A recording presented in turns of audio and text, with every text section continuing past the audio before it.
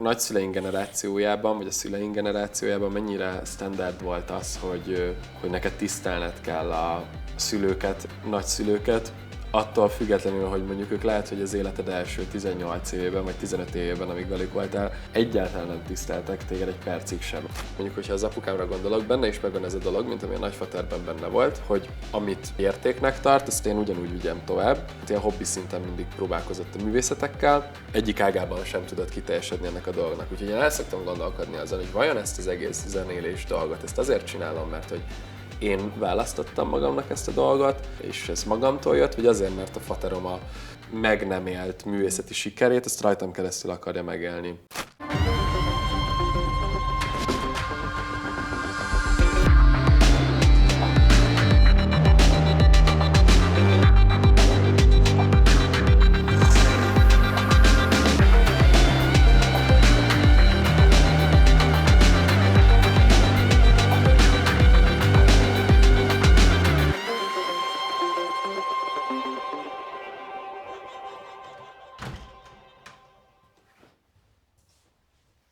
Merszikém, egyél rendesen. Az én gyerekkoromban volt, hogy az udvaron fogott galamb volt a vacsoránk.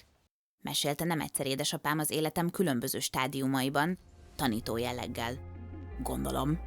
Igen ám, csak hogy ez több mint 30 év távlatából nem volt túl átélhető a kis sajtos tejfölös tésztám fölött, szombat délután a Minimaxot nézve.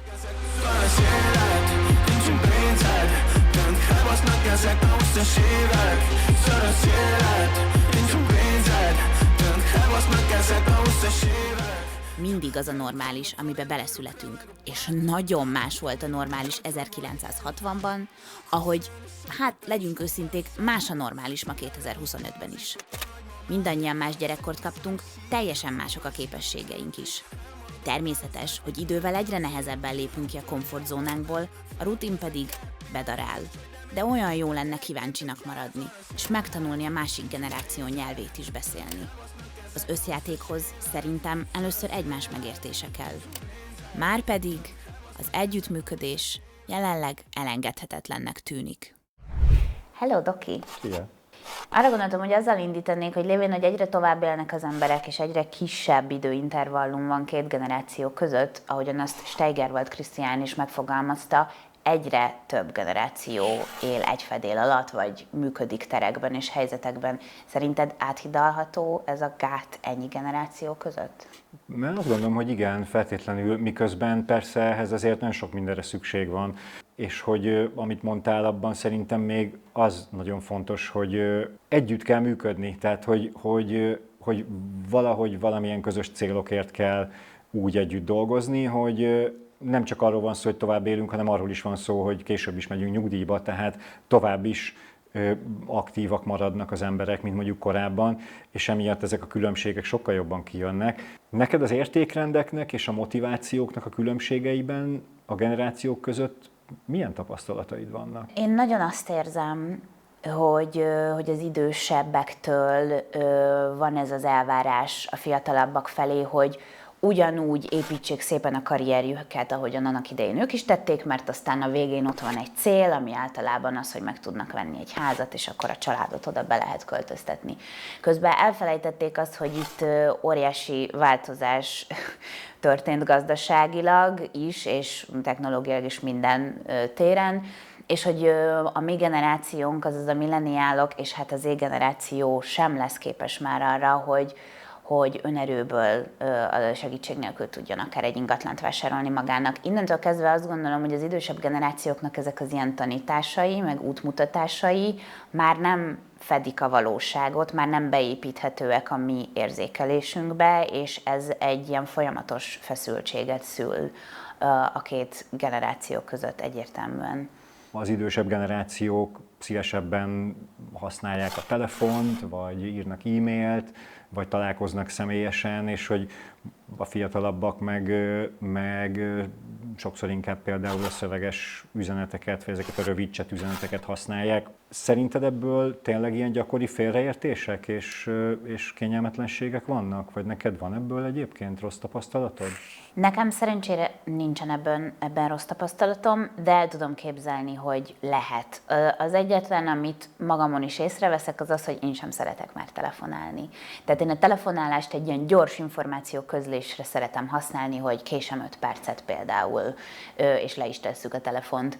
Már nem része az életemnek az, hogy én órákig telefonáljak, míg például tudom, hogy mondjuk édesanyámnak erre adott esetben lenne is igénye. Azt szeretem mondani, hogy ha valaki közelről néz, akkor kevesebbet lát, és hogyha egy picit hátralépünk, és megpróbáljuk ezeket azoknak az időknek az eredményeképpen tekinteni, amiben felnőttünk, és amit megtanultunk a világról és az életről, hogy a már általad is idézett Steigerwald Krisztián mondja, hogy igazából ez tulajdonképpen azért van, mert másban nőttünk fel, és másban szocializálódtunk. Ezzel tök egyetértek, iszonyú fontos az empátia egymás felé, és tényleg ez a változás ez nem rosszabb, csak más minden generációnál. És mennem kell. Kár. Folytassuk a beszélgetést. Szia! Csomi, gyere fel! Ciao. Szervusz! Héra Barnabás, a Carson Coma színes egyénisége. Dobosként és énekes dalszerzőként is tevékeny tagja a bandának. Zeneileg sokat merít a 60-as és 70-es évekből, az előző generációk nagy kulturális hatással vannak rá. Talán épp ezért jól megérteti magát az idősebb korosztállyal is. Barni már feliratkozott a Direkt Diva csatornájára. És te? Szia Barni, üdvözöllek a nappaliban. Szervusz, köszönöm a meghívást. Hogy vagy most így a szezon végén? Nagyon jól vagyok, kipihentem, nagyon vigyáztam magamra ebben a szezonban, és nagyon várom a következőt, remélem, hogy azt is én okosan fogom majd végignyomni. Gondolom azért ilyenkor különböző események is történnek veletek, meg interjúkra hívnak titeket adott esetben. Igen. És van egy nagyon kedves interjú, ami kicsit már ilyen mémé is vált veletek, veled és Giorgioval még a pályátok elején, ahol az interjúztató elmondja, hogy nagyon szeret titeket, de hát azt attól félt benneteket, hogy ezzel a stílussal Magyarországon nem lehet annyira messzire jutni. És mondjuk ez spoiler, mert nem így történt, szerencsére. És hogy hányszor tapasztaltátok azt, vagy tapasztaljátok-e még, hogy az idősebb generáció ilyen fenntartásokkal kezelt titeket, hogy ilyen fiatalok vagytok, ilyen stílusú zenét játszotok? Az érdekes volt, akkor emlékszem arra az interjúra, kicsit furán éreztem magam közben, mert akkor egy koncert előtti interjú az nem úgy nézett ki, mint most, hogy ja igen, a backstage-ben valaki bejön hozzánk, hanem ilyen akkor még abszolút mi cájgoltunk, mi pakoltuk össze a színpadot, sokkal hamarabb lementünk egy koncertre, mint mostanában, hogy mi mit csináljunk meg mindent. És miközben miatt a Giorgioval beszéltünk, közben azt néztem, hogy szegény többiek pakolják fel az én dobszerkómat, és ezért nekem az van meg arról a rengeteg szúnyog mellett, hogy amiket az a figura mondott és kérdezett tőlünk, azok eltörpültek azok mellett, a kellemetlenségek mellett, amiket ott megtapasztaltam éppen, de a szüleim hívták fel a figyelmet arra, hogy létezik ez az interjú az interneten, és ezt a dumát, amit most te ismételtél tőle, azt ők is el szokták mondani több év távlatából is. Én azt tapasztalom az idősebb generációval kapcsolatban, hogy ez nem egy korosztályos ügy, hogy valaki azt gondolja rólunk, hogy ezt meg azt, akkor majd biztos nem lehet elérni egy zenekarral, főleg egy olyan zenekarral nem, amilyenek akkor voltunk, meg amire akkor építettük a brandünket, ami hát ez az ilyen tweed zakós vintage rock valami volt. Mellesleg előttünk nagyon-nagyon sok olyan zenekar volt, akik hát egy sokkal erősen szubkulturálisabb közegben, meg sokkal kevésbé mainstream közegben, de nagyon hasonló koncepcióval csinálták ezt a műfajt. És nagyon-nagyon érdekes élmény az, hogy azok közül, a zenekarok közül, akiket akkor nagyon-nagyon imádtunk, és itt a körúton belül, meg Budapest belvárosában nagyon-nagyon sokan szerettünk, ők nem tudtak országos szintre nőni. Ebben valószínűleg az is benne volt, hogy angolul énekeltek, és akkor Magyarországon azzal szerintem nem lehet olyan nagy közönséget elérni, de nagyon örülök neki, hogy nekünk ennek ellenére ez összejött, és én sem gondoltam volna azt 6 évvel ezelőtt, amikor ez az interjú készült, hogy ilyenkor majd valaki itt ebben a kedves belvárosi lakásban erről kérdez engem, hogy mit szólok ahhoz, hogy hát de mégis összejön.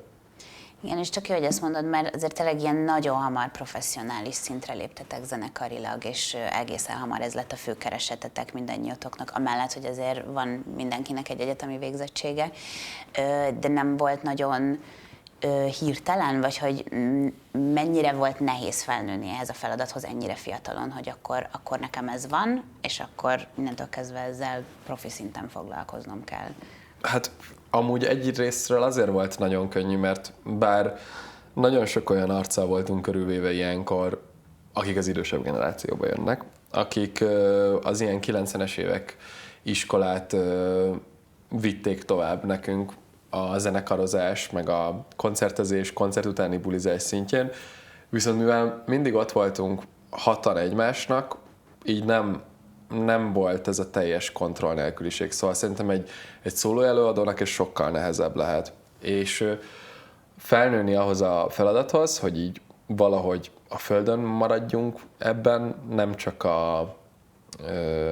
az ego, hanem a józanság szintjén is, meg a nem tudom, tiszta gondolkodás szintjén is, abban a többiek mindig nagy segítséggel voltak. Nekem is, meg én azt gondolom, hogy ha valaki más volt hasonló helyzetben, akkor én is neki. És mi abban az időben kezdtünk el pénzt keresni ezzel az egésszel, és koncertezni, amikor a Covid lezárások megszűntek, és tényleg egyik pillanatra a másikra történt az, hogy ilyen pár ezer fős tömegeknek tudtunk már koncertet adni. Úgyhogy nagyon hirtelen tapasztaltuk meg azt, hogy milyen az, amikor sokan jönnek el egy koncertünkre, de szerintem már az a generáció, akikkel együtt ezt elkezdtük, ők ugyanezt élték meg, és ott vannak olyanok közöttünk, akik sokkal magasabb szintre is eljutottak, mint mi ebben a dologban. Ráadásul szóló előadóként szerintem nekik sokkal ijesztőbb lehetett ez az egész. Tök kíváncsi vagyok, hogy a szüleitek nem féltettek-e borzasztóan ettől az egész szakmától, mert van a Fasz a kis hobbi című dalotok, amiben azért így kicsit ki is figurázzátok azt, hogy nem leszek ügyvéd soha, és nem leszek bölcsész soha, hogy ők ragaszkodtak ahhoz, hogy nektek azért legyen egy valamilyen végzettségetek, és mellette zenéljetek, vagy ez nektek automatikusan jött? Mert azért ez inkább egy régebbi generációknak a mantrája, meg még egy ilyen továbbvitt, nem is tudom, must have-je. Egyrészt a szüleink szerintem minket így a zenekar többségét tekintve nem féltettek, engem pláne nem féltettek, sőt, így nyomtak kicsit e felé a dolog felé, de közben pedig mindig azt súlykolták, hogy azért legyen valamilyen civil szakmám, és hát egyébként nagyon, nagyon nagy hatással voltak rám akkor olyan szinten, amikor gimis voltam, és jelentkeztem az egyetemre, hogy én egyébként nem akartam tanár lenni, de miattuk jelentkeztem a tanárszakra először, amit 3,5 év után ott is hagytam, mert rájöttem, hogy én erre nem vagyok alkalmas, nem akarok ennyi évnyi energiát beleölni ebbe a dologba. Mert hogy ez tök kézenfekvőnek tűnik, hogy oké, csinálom ezt a zenélgetést, abból akkor vagy lesz valami, vagy nem, de lesz egy nagyon-nagyon kézzelfogható szakmám, amit tudok majd életem végéig végezni, hogyha éppen nem jön be ez a zenélés. És akkor, amikor már elkezdett működni a zenekar, és látszott, hogy ebből lehet valami, és koncerteztünk, meg emberek jegyet vettek a koncertjeinkre, akkor arra is én nagyon-nagyon parán rákészültem, hogy akkor ezt hogy mondom el a szüleimnek, hogy ott fogom hagyni az egyetemet, és hogy már kiiratkozom a suliból, úgy összeírtam egy ilyen szöveget, amit felolvastam nekik, és akkor nagyon meglepődtem, hogy úgy reagáltak el, hogy oké, csináld. De volt olyan tagja is a zenekarnak, akinek viszont a haverjai összedobtak egy kis pénzt egy gitárra, vettek neki egy gitárt, és amikor ő azt hazavitte, akkor a szülei azt mondták neki, hogy nem, ezt vissza kell adni a barátainak. Szóval, hogy én azért egy szerencsésebb közegből jöttem, mint mások etéren, szóval mondjuk azt mondanám, hogy ilyen 50-50 arányba féltettek, vagy nem féltettek minket. Nekem, mivel a szüleim erős műkedvelők, meg apukám is próbálkozott ebben a műfajban alkotni, ezért ők nagyon nyomták azt, hogyha nekem ez tetszik, meg ők tehetségesnek gondolnak engem ebben, akkor ezt érdemes csinálnom. Mondjuk ez elég jó, ez így respekt nekik, hogy ebbe támogattak, mert szerintem nagyon nehéz sokszor túljutni nekik is azon, amit ők kaptak tanítást a szüleiktől, és bár nem lehet azért így nagyon általánosítani generációknál tulajdonságokat, de kíváncsi vagyok, hogy szerinted mi a legnagyobb különbség akár így a szüleid, vagy a nagyszüleid generációja között, és köztetek te azért már inkább Z-generációnak minősülsz. Hát ez nagyon-nagyon nehéz megmondani, de mondjuk, hogyha a saját nagyszüleimből meg a szüleimből indulok ki, és közülük az ilyen erősebb karakterekből, akiknek megvan a határozott véleményük arról, hogy az utódoknak mivel kell foglalkozniuk, hogyha most csak a szakmáról beszélünk, akkor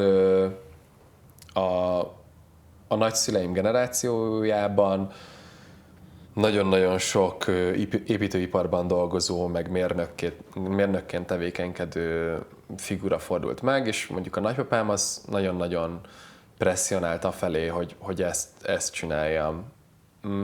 Tehát kurvára nem értettem hozzá. Tehát az már a 0. ponttól kezdve világos volt, hogy ez nem én leszek. És ezt nagyon-nagyon nehéz volt neki belátnia, hogy ezt a hagyományt ezt majd nem viszik tovább a családban, így egyik unokája sem, mert hát nyilván tök sok felé alakultunk már, nem feltétlenül mindenkinek az volt a mániája, mint neki. És akkor a szüleimnél pedig inkább az volt, hogy megvan bennük is ez a dolog, vagy mondjuk, hogyha az apukámra gondolok, benne is megvan ez a dolog, mint ami a nagyfaterben benne volt, hogy amit ő szeret, jónak tart, és egy értéknek tart, ezt én ugyanúgy vigyem tovább, de ő már látta azt, hogy ez nem feltétlenül az építőiparban fog megjelenni, főleg, hogy ő egész életében az építőiparban dolgozott, és nem szerette ezt a dolgot, viszont ilyen hobbi szinten mindig próbálkozott a művészetekkel, de egyik ágában sem tudott kiteljesedni ennek a dolognak. Úgyhogy én el szoktam gondolkodni azon, hogy vajon ezt az egész zenélés dolgot, ezt azért csinálom, mert hogy én választottam magamnak ezt a dolgot, meg én találtam ki, és ez magamtól jött, vagy azért, mert a faterom a saját meg nem élt művészeti sikerét, ezt rajtam keresztül akarja megélni.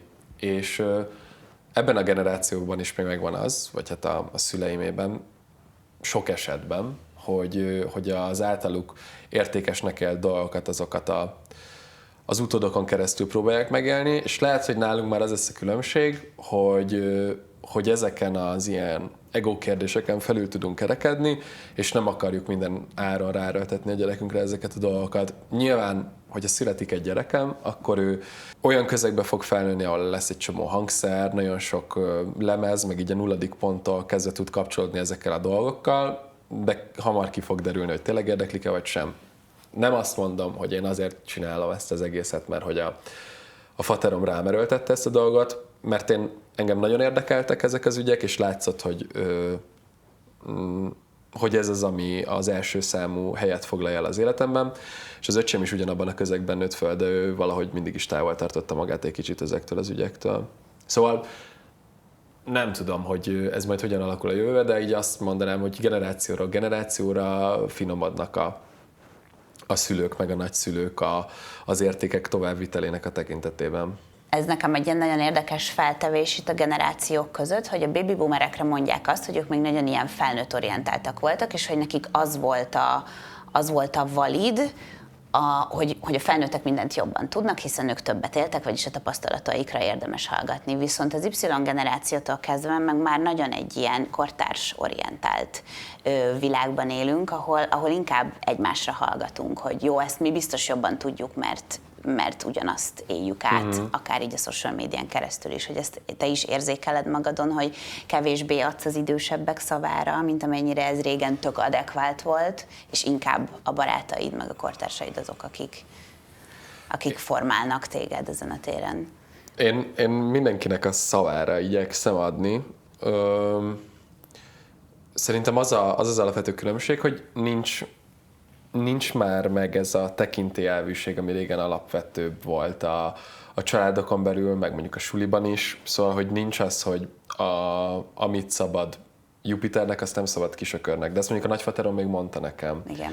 És ezt nagyon-nagyon utáltam, mindig ezt a dumát, de nagyon-nagyon-nagyon, és nagyon bosszantott.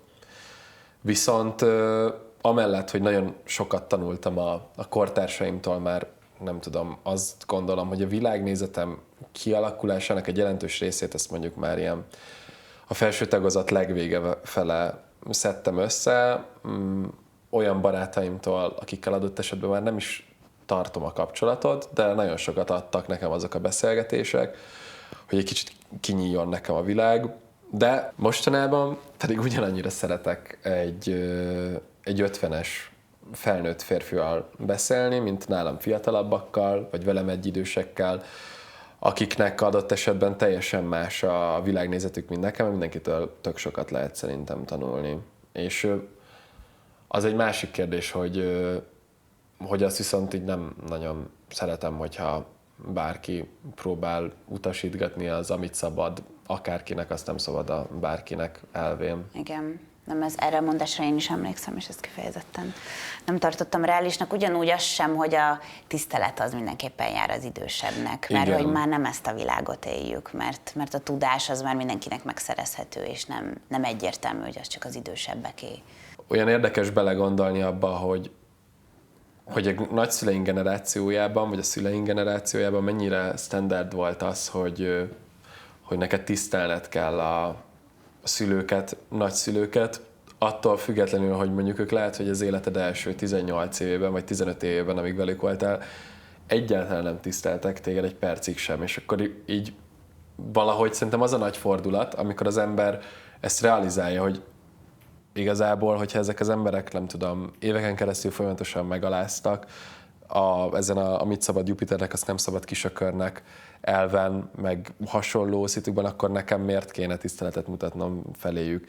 És ez az, ami valószínűleg, amit mondtál, az Y generációnál egy ilyen nagy paradigmaváltás volt.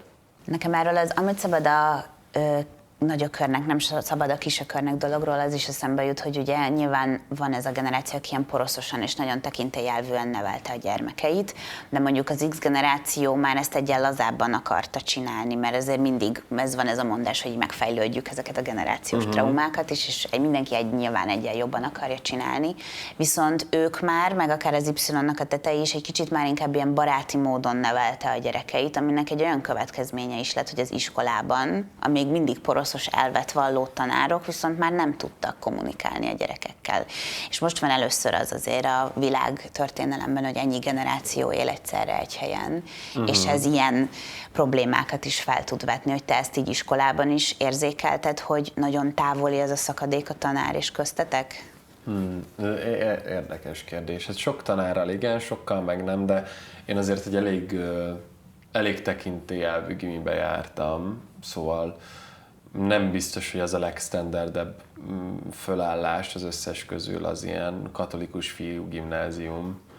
Nem tudom, ez egy érdekes dolog ez az egész iskola, meg tekintélyelvűség, meg minden egyébben nagyon összetett kérdésnek tartom, meg nem is feltétlenül generációs dolognak érzem ezt a saját tapasztalataimból fakadóan, de lehet, hogy másoknál meg ez teljesen úgy működött. Ha mondjuk egy olyan iskolát veszek, ahol meg iskolabíróság van, amiben beülnek a szülők, meg a diákok, meg a tanárok közösen, és úgy döntik el azt, hogy ha valaki csinált valami hülyeséget, nem tudom, cigizett az udvaron, akkor azzal mit kezdünk, akkor abban már érdekes belegondolni, hogy mondjuk egy 50 évvel ezelőtt elképzelhetetlen lett volna szerintem az, hogy van egy progresszív vagy liberális iskola is, ott sincsenek ilyen iskolabíróságok, hanem az is ott igazgatói intőkkel, meg nem tudom, osztályfőnöki rovókkal van elintézve, hogyha valaki ilyesmi ügyeket csinál. Szóval, hogyha egy ilyen suliba jártam volna, akkor valószínűleg erről többet tudnék mondani, de mivel egy ilyen poroszos rendszerben nyomtam végig a gimit is, ezért kicsit olyan, mintha nem tudom, egy 50 évvel ezelőtti, vagy 40 évvel ezelőtti gimnáziumban végeztem volna. Tényleg, ahhoz te mit szólsz, hogy behozták ezt a rendeletet, hogy nem vihetik be a gyerekek a telefont a suliba? Hát nekem ez volt az alap, tehát hogy tudom, én nem vihettem be a telefonomat az iskolába, szóval ott kollégium volt, és akkor a kollégiumba kellett hagyni a telefont, és de ez egy 5 perc sétára volt a sulitól. Nyilván mindenki átvitte a telefonját a suliba, és akkor volt egy-két ilyen nagyon lelkes tanár, aki olykor-olykor kiszúrta azt, hogy kinél van telefon a szünetekben, de ezért nálunk úgy nézett ki egy szünet ilyenkor, hogy a WC-ben volt mindenki, de nem azért, mert bent cigiztünk, hanem mert ott telefonoztunk. És nyilván ment a hülyéskedés közben meg minden, de tök abszurd ebbe belegondolni, hogy ugyanúgy ment ez a WC-ben hesztolás, mint gondolom a 80-as években, csak akkor nem telefonozott mindenki, hanem mindenki cigizett régen. Nagyon nehéz belegondolnom most ebbe a helyzetbe. Szerintem úgy kéne tanítani, hogy valahogy beleillesztik ezt a telefon dolgot a suliba, és azzal is le tudják kötni a gyerekeket. Az egyetemen már volt egy pár ilyen órám, ahol hogyha a telefonodon kell valamit csinálni, akkor rá vagy utalva arra, hogy ne TikTokozz órán, hanem ezt meg azt old meg rajta. De hogyha erre nincs felkészülve a tanár, akkor nagyon-nagyon egyszerű, vagy az iskola, akkor nagyon-nagyon egyszerű azt mondani, hogy inkább akkor ne is hozzájuk be, meg ne legyen semmi. Meg olyan szempontból is érdekes, mondjuk, hogy nyilván, amikor nem csak az órán történnek dolgok, hanem a szünetekben, tehát hogy mondjuk videókat készíteni egymásról, képeket készíteni egymásról, azzal bullyingolni a másikat, nyilván ennek sok teret ad még a telefon, de hát hogyha nem telefonon keresztül bullyingolják egymást a gyerekek, akkor meg nem tudom, belenyomják egymás fejét a WC-be, szóval az úgyis meg lesz. Szóval szerintem nem ennek kéne megoldásnak lennie, de mivel nekem ez volt a természetes, azért láttam, hogy ez hogy működik. Nyilván mindenki beviszi a telefonját a suliba, csak nem a folyosón fogják nyomkodni a telefonjukat, hanem a WC-ben, ami egyébként egészen szürreális, de el tudom képzelni, hogy már van pár budapesti gimnázium, ahol ez történik. Igen, meg hát nyilván a probléma az elsősorban az, hogy otthon úgy is fognak telefonozni, a figyelmünk az meg vészesen csökken, amióta ennyire a social médiában élünk, tehát a probléma magja igazából nincsen megoldva ezzel, csak egy ilyen tüneti kezelés szerintem is. Visszamegyünk egy kicsit a karrieredre, de akár magánéletben is, tapasztaltad-e azt, hogy pusztán a korod miatt nem vesznek komolyan, egyszerűen nem adnak akkor a létjogosultságot akár a tudásodnak, vagy a tapasztalataidnak, mert ez még te túl fiatal vagy. Fú, amiben biztos vagyok, hogy így sokkal könnyebben lehúztak mondjuk az elején, így ilyen szakmai szinten átvertek minket sokkal könnyebben, főleg, hogyha pénzről van szó. Tehát amikor van egy 18-19 évesekből álló zenekar, aki aláír egy szerződést, egy kiadóval, mi nem voltunk annyira kiszolgáltatott helyzetben, de hogy egy sokkal kedvezőbb dolgot is aláírhattunk volna. Azt gondolom, hogy ha idősebbek lettünk volna, meg egy kicsit tapasztaltabbak, akkor ez nem így történt volna. Szóval nem azt mondanám, hogy nem vettek minket komolyan, hanem visszaéltek a tapasztalatlanságunkkal, inkább ezt tapasztaltam meg. De olyan szerintem nem nagyon volt, hogy valamilyen fesztiválon azért nem játszhattunk, mert hogy túl fiatalok vagyunk, vagy ilyesmi. Tehát hogy ez a szakma azért úgy működik, hogy nagyon-nagyon fetisizálja a fiatalságot, és nagyon-nagyon mindig az ilyen késő 10 éves, kora 20 évesekből álló ilyen next big thingnek elképzelt előadók vannak pörgetve. És egyébként ti zenekarilag is amúgy tök nyíltan politizáltok. Van, nem kíváncsi vagyok amúgy arra, hogy erre ezért mennyire vagytok megszólva, és emellett még van a Pók című számotok, ahol meg az LMBTQ közösség mellett is tök nyíltan kiálltok. Hogy mennyire nehéz ezeket felvállalni úgy, hogy közben tényleg hát azért fiatalabbak vagytok, és hogy azért is megszólhatnak, mert politizáltok, de azért is megszólhatnak, mert tapasztalatlanoknak gondolnak még titeket a témában.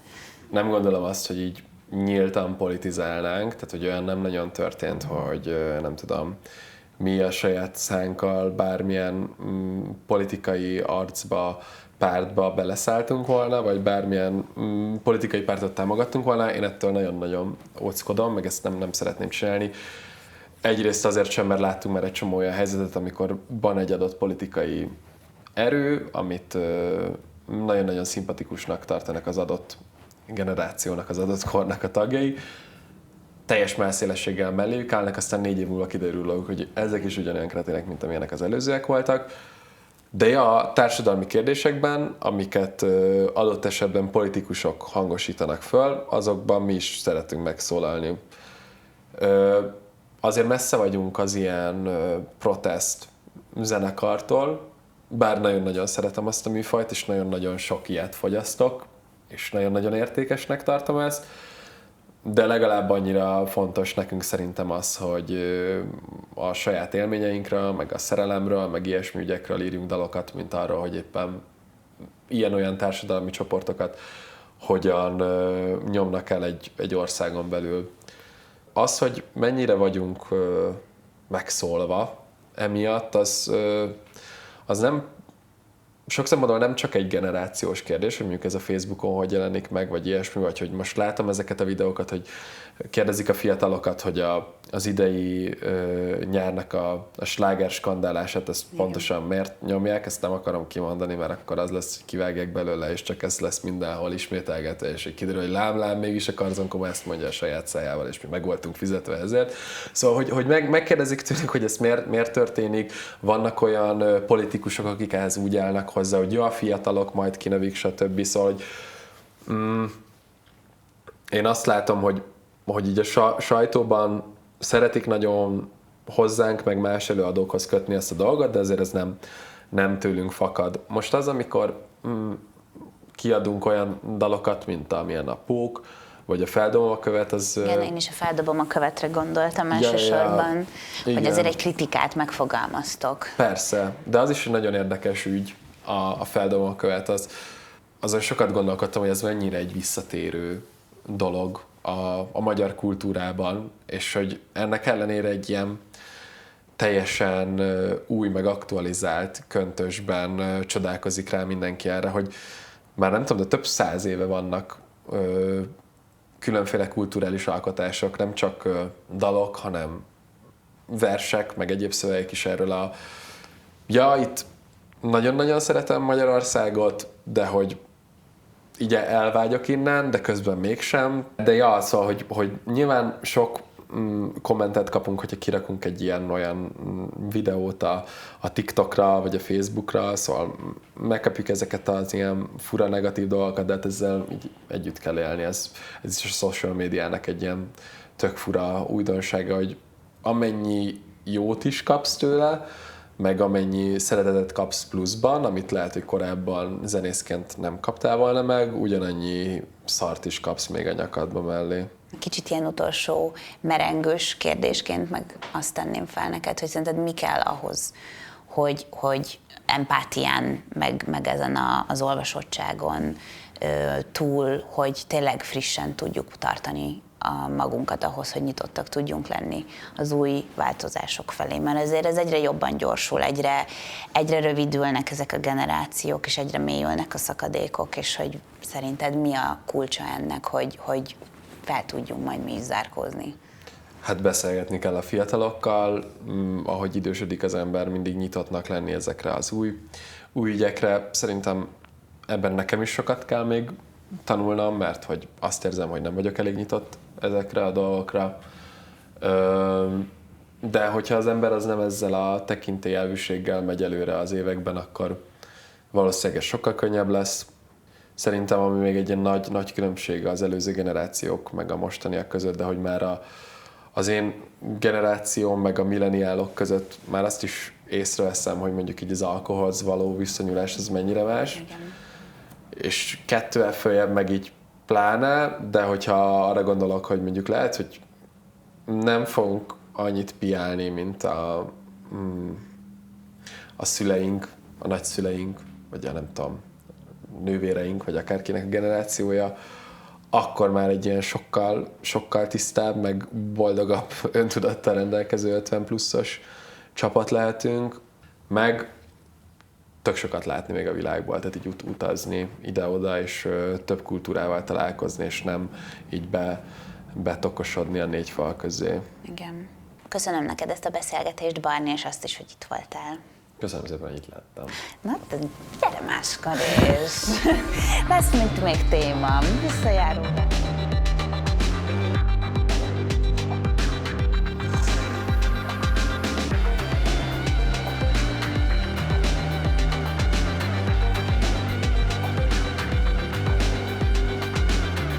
Köszönöm, hogy velem tartottál az egész évadban. Ne felejts el feliratkozni, még találkozunk!